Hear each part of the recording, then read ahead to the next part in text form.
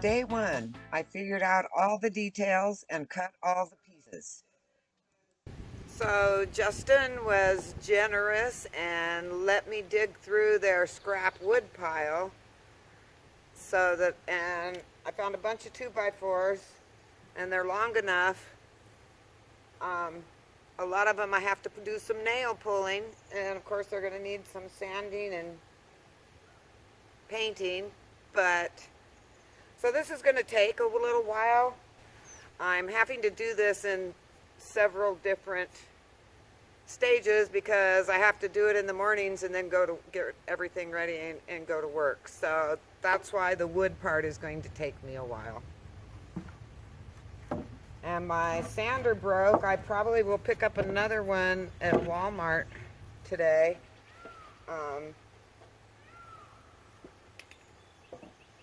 I've got my hand Japanese saw. These really are incredible. This is actually, my dad got me this. He swore by these, and he's right. They're way easier hand saws to use. So let's get to work.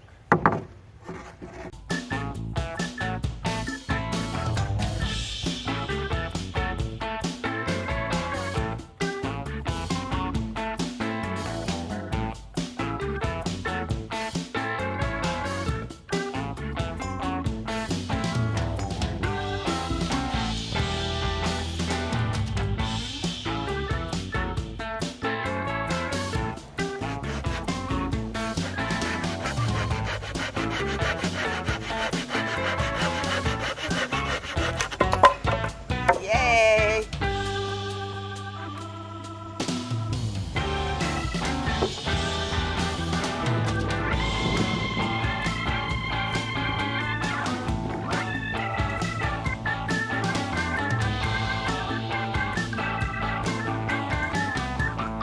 Perfect.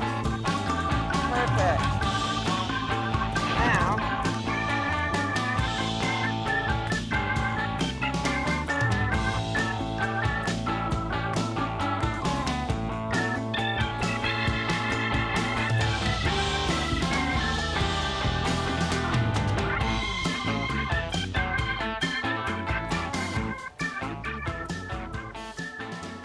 Echo, quit chewing. It's a cable. You can't chew it through. Quit chewing. Good girl.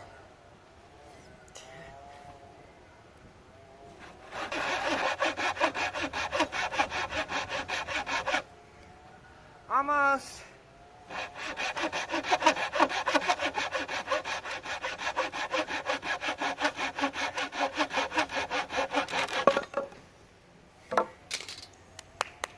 So it took me a bit of figuring. I turned off the camera because I had to sort of figure out the frame, because I have this one wonky corner,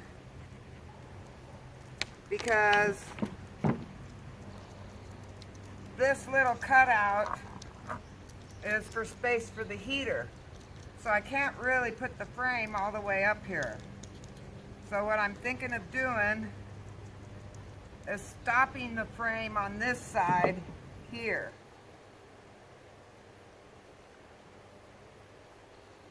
And,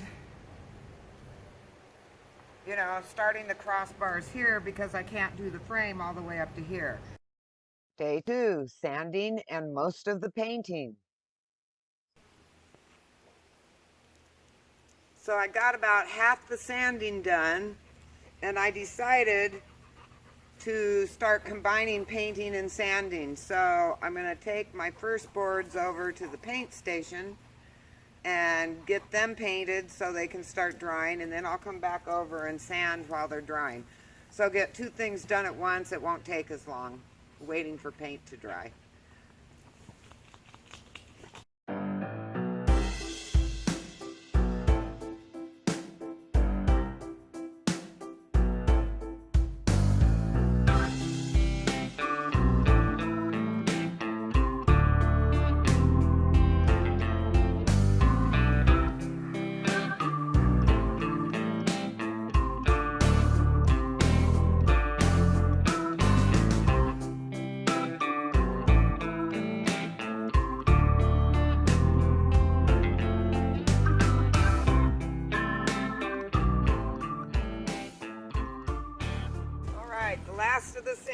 is done. The boards came out nice and they came out good. So now let's check. Yep, we're in the sun, everything's dry. The legs are the only thing that need to be done on both sides.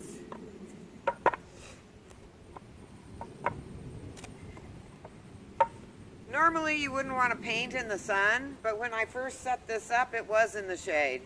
And it came in the sun really fast. Well, see, these are the slats. Maybe I will paint both sides.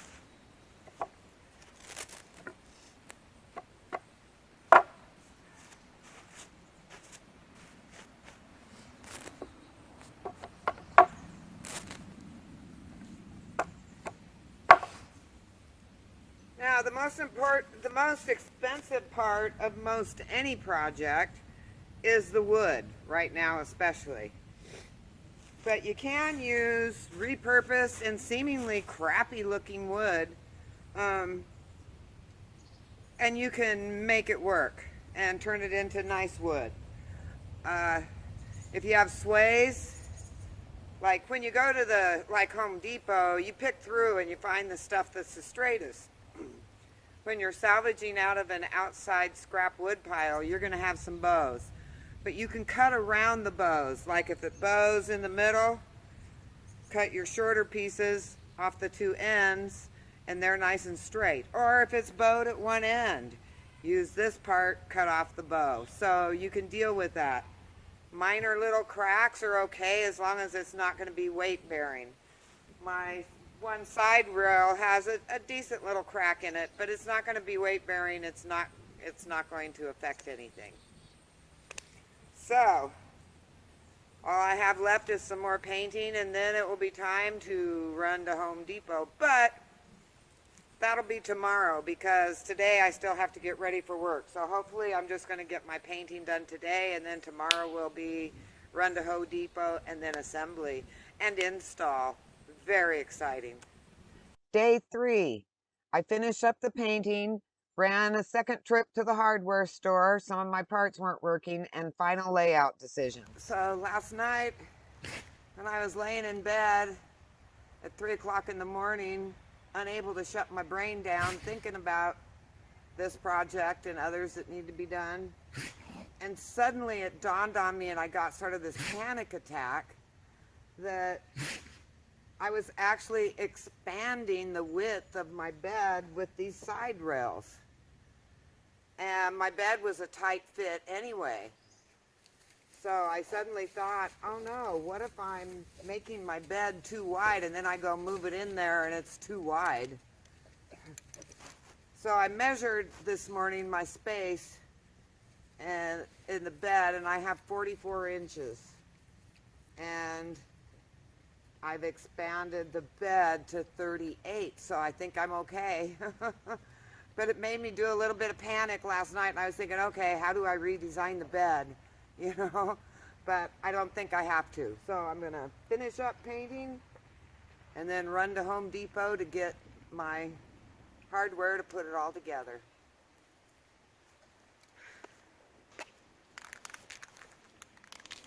Also, before I get on camera with these, I've shaken these cans for 10 minutes.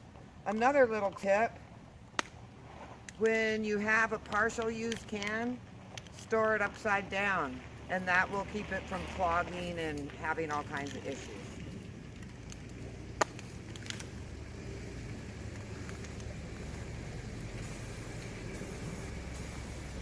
I've learned I have to squat to talk to you. I noticed that I've been inadvertently decapitating myself in some of these videos. Anyway, I'm going to let this side dry. I'm going to flip them, paint the other side, and while the other side is drying, I'm running to Home Depot. Alrighty, pieces are all painted and ready to assemble. I didn't go to Home Depot. I went to a little local hardware lumber store in Ording. It took me 45 minutes to get there, get the stuff, and get back. Home Depot would have taken me 30 minutes to get there, 30 minutes to get back, and probably a half hour to 45 minutes trying to find the stuff in the store because you can't get help. The little local lumber store, I went in, I showed him a piece I needed to match. I said I had a lot of stuff, and he grabbed a box and walked me around, and in 10 minutes I had all my stuff. Well, I hope I have all my stuff. I hope I don't have to run back. So let's get to building. So I laid out the frame to make sure my center pieces would fit. I didn't want to put the frame together and then have it be too small. And it can't be too big because I don't have much spare room because I've actually widened it. So now, and I can't believe this board I cut that short, but you know what, that's tucked up behind where my closet is, so you're not going to see it. And the reason for this second board is to keep, when RJ's jumping on and off the bed, it sort of pushes my mattress off the board. So I wanted to make sure there's enough lip to keep the mattress from sliding this way anymore. It's like I have to get the dogs off the bed and sit there and lift and push the mattress back as it was. Now it's going to be stable. So here we go. So you've watched part 2. If you haven't watched part 1, you could check back and do part 1. But now you've seen part 2, you might as well watch part 3.